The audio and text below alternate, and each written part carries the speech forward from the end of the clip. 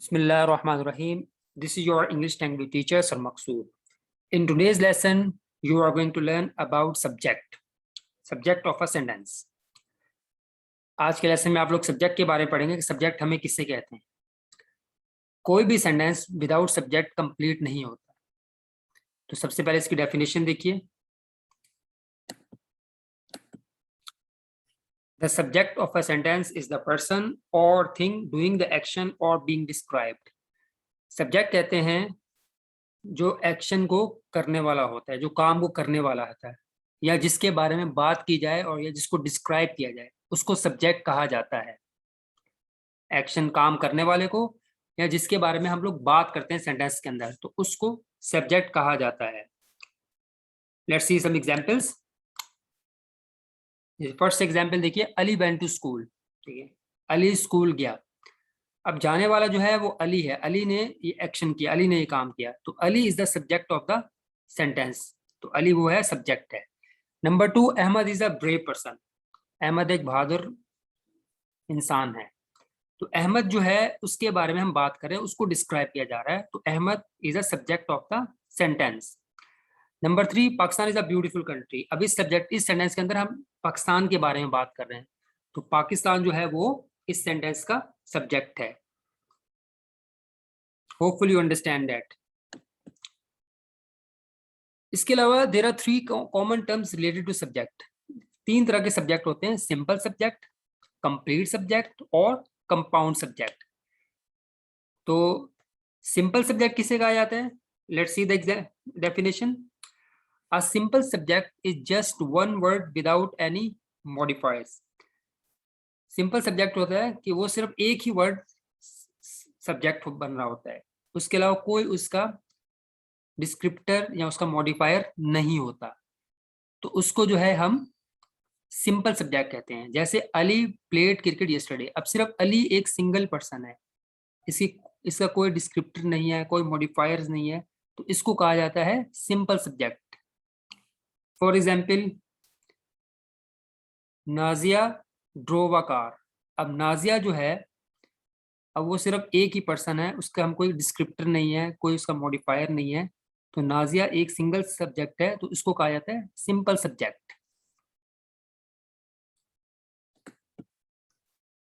उसके बाद आते हैं कंप्लीट सब्जेक्ट। कंप्लीट सब्जेक्ट में होता है कि उस सब्जेक्ट की कोई ना कोई डिस्क्रिप्टर होता है सेंटेंस के अंदर। ठीक है, उस वर्ड को कोई डिस्क्राइब कर रहा होता है, कोई एडजेक्टिव हो, मतलब उस सब्जेक्ट का कोई एडजेक्टिव होता है, तो उसको कहते हैं कंप्लीट सब्जेक्ट। जैसे the tall and pretty lady fail into the freezing water. अब यहाँ पे सिर्फ लेडी सब्जेक्ट नहीं है, बल्कि इसका जो है डिस्क्रिप्टर्स है टॉल एंड प्रिटी। ठीक है, तो ये सब्जेक्ट जो है ये अपने डिस्क्रिप्टर और मॉडिफायर्स के साथ है, सिर्फ लेडी सब्जेक्ट नहीं है, तो इसको कहा जाता है कंप्लीट सब्जेक्ट। दूसरी एग्जांपल देखिए, a brave boy killed a snake. अब इसके अंदर जो अ ब्रेव जो है वो बॉय का डिस्क्रिप्टर है। ठीक है, सिर्फ बॉय अकेला वो यहाँ पे सब्जेक्ट नहीं है। अगर सिर्फ बॉय लिखा होता तो ये सिंपल सब्जेक्ट हो जाता, लेकिन इसके साथ डिस्क्रिप्टर भी है अ ब्रेव, तो इसको कहा जाता है कंप्लीट सब्जेक्ट। इसके बाद compound subject. This term simply refers to or more subjects in a single sentence joined together by a connector. इसके अंदर कंपाउंड सब्जेक्ट के अंदर एक से ज्यादा सब्जेक्ट होते हैं किसी भी एक्शन के। ठीक है, सिर्फ एक सब्जेक्ट नहीं होता, एक से ज्यादा काम करने वाले होते हैं।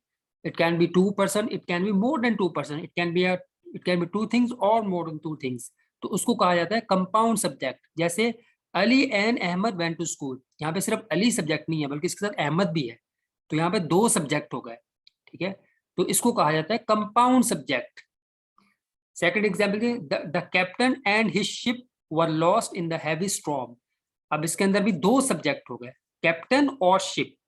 तो जिस भी सेंटेंस के अंदर 2 या 2 से ज्यादा सब्जेक्ट होते हैं, तो उनको कहा जाता है कंपाउंड सब्जेक्ट। एक दो दोबारा इसको देख लीजिए। सिंपल सब्जेक्ट कहा जाता है कि उसके अंदर सिर्फ एक ही सब्जेक्ट, एक वर्ड सब्जेक्ट होता है, उसका कोई डिस्क्रिप्टर, कोई मॉडिफायर्स नहीं होता, उसको कहा जाता है सिंपल सब्जेक्ट। कंप्लीट सब्जेक्ट कहा जाता है जिसके अंदर सेंटेंस में सब्जेक्ट के साथ उसका मॉडिफायर, उसका डिस्क्रिप्टर भी होता है, उस वर्ड को, सब्जेक्ट को डिस्क्राइब कर रहा होता है। जैसे a brave boy killed a snake. और कंपाउंड सब्जेक्ट उस सब्जेक्ट को कहा जाता है कि एक सेंटेंस के अंदर दो या दो से ज्यादा सब्जेक्ट हों, तो उसको कहा जाता है कंपाउंड सब्जेक्ट। इसके बाद देखिए, there are 3 types of subject, first person, second person और थर्ड पर्सन। अब फर्स्ट पर्सन सब्जेक्ट किसे कहते हैं, सेकंड पर्सन किसे कहते हैं, थर्ड पर्सन किसे कहते हैं? Let's see the definition along with examples.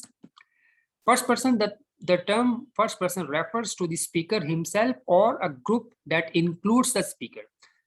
जो बात करने वाला होता है उसको कहा जाता है फर्स्ट पर्सन। जैसे अभी मैं आपसे बात कर रहा हूँ तो मुझे फर्स्ट पर्सन सब्जेक्ट कहा जाएगा, चाहे मैं अकेला बात कर रहा हूँ या हम ग्रुप में आपस में मिल के बात कर रहे हो। तो आई और we are examples of first person. जैसे I went to school, we went to school, ठीक है, तो इसको कहा जाता है first person subject. Let's move forward. Second person subject कहा जाता है जिससे हम बात कर रहे हैं, जिसको हम एड्रेस कर रहे हैं। Second person refers to the speaker's audience. जैसे भी अभी मैं आपसे बात कर रहा हूँ, मैं आपको टीच कर रहा हूँ, तो आप सेकंड पर्सन है, मैं फर्स्ट पर्सन और आप सेकंड पर्सन हो गए, यू को कहते हैं second person subject. Third person, the third person point of view belongs to the person और पीपल बीइंग टॉक्ड अबाउट। जिसके बारे में हम बात कर रहे हैं तो उसको कहा जाता है थर्ड पर्सन। फॉर एग्जाम्पल, अभी मैं अली के बारे में बात कर रहा हूँ, अहमद के बारे में बात कर रहा हूँ, तो जिसके बारे में मैं बात कर रहा हूँ उसको कहा जाता है थर्ड पर्सन सब्जेक्ट। ठीक है, hopefully you understand that. First person जो बात करने वाला होता है उसको, जैसे आई और बी। सेकंड पर्सन जिससे हम बात कर रहे हैं, यू। और थर्ड पर्सन जिसके बारे में हम बात कर रहे हैं उसको कहा जाता है थर्ड पर्सन सब्जेक्ट।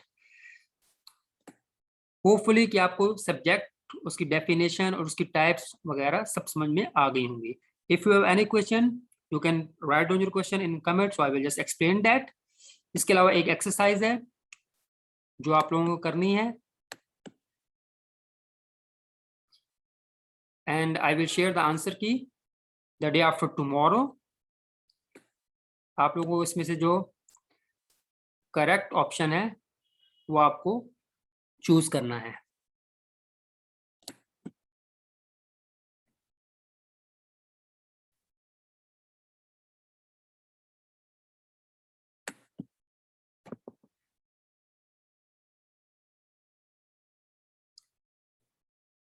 होपफुली आपको आज का लेसन समझ में आ गया होगा। फिर भी अगर आपको कोई भी क्वेश्चन हो आप मुझसे कमेंट में पूछ सकते हैं, तो इंशाल्लाह मैं I will just answer that. तो ये बहुत इंपॉर्टेंट लेसन है सब्जेक्ट के बारे में, that will help you a lot in understanding the tenses. ठीक है, तो इंशाल्लाह हम अभी अपने टेंसेस भी स्टार्ट कर देंगे।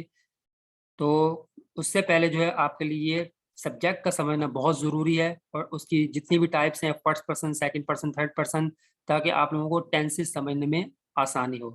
Thank you so much. अल्लाह हाफिज़, टेक केयर।